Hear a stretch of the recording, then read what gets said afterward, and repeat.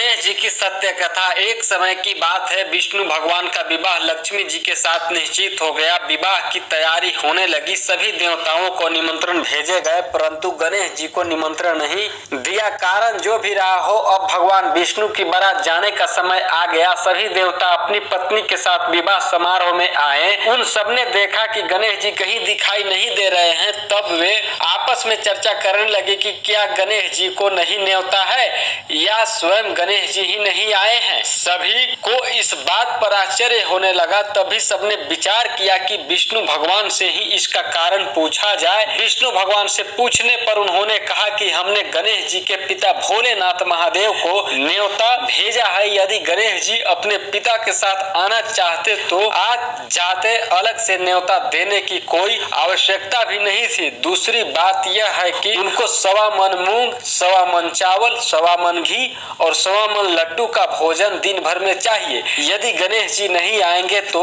कोई बात नहीं, दूसरे के घर जाकर इतना सारा खाना पीना अच्छा भी नहीं लगता। इतनी वार्ता कर ही रहे थे कि किसी एक ने सुझाव दिया, यदि गणेश जी आ भी जाए तो उनको द्वारपाल बनाकर बैठा देंगे कि आप घर की याद रखना, आप तो चूहे पर बैठकर धीरे धीरे चलोगे तो बारात से बहुत पीछे रह जाओगे। यह सुझाव भी सबको पसंद आ गया तो विष्णु भगवान ने भी अपनी सहमति दे दी। होना क्या था, इतने में गणेश जी वहां आ पहुंचे और उन्हें समझा बुझाकर घर की रखवाली करने बैठा दिया। बारात चल दी। तब नारद जी ने देखा कि गणेश जी तो दरवाजे पर ही बैठे हुए हैं, तो वे गणेश जी के पास गए और रुकने का कारण पूछा। गणेश जी कहने लगे कि विष्णु भगवान ने मेरा बहुत अपमान किया है। नारद जी ने कहा कि आप अपनी मूषक सेना को आगे भेज दे तो वो रास्ता खोद देगी जिससे उनके वाहन धरती में ढह जाएंगे, तब आपको सम्मान पूर्वक बुलाना पड़ेगा। अब तो गणेश जी ने अपनी मूषक सेना जल्दी से आगे भेज दी और सेना ने जमीन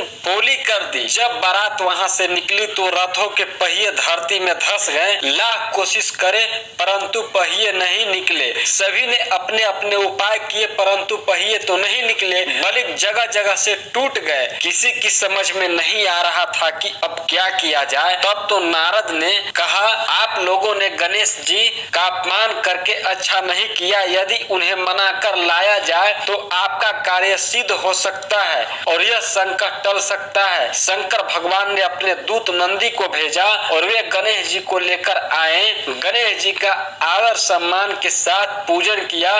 तब कहीं रथ के पहिए निकले।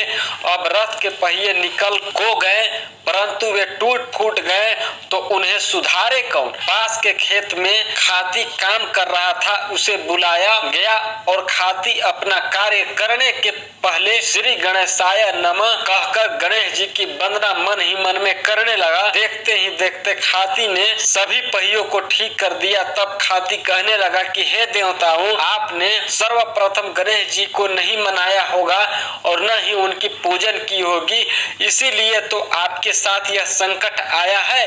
हम तो मूर्ख अज्ञानी हैं, फिर भी पहले गणेश जी को पूजते हैं, उनका ध्यान रखते हैं। आप लोग तो देवता गण हैं, फिर भी आप गणेश जी को कैसे भूल गए।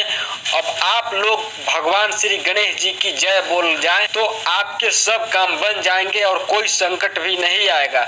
ऐसा कहते हुए बारात वहां से चल दी और विष्णु भगवान का लक्ष्मी जी के साथ विवाह संपन्न करा के सभी सकुशल घर लौट आए। हे गणेश जी महाराज, आपने विष्णु को जैसे कारज सारियो ऐसे कारज सबको सिद्ध कर जो। बोले गजानन भगवान की जय।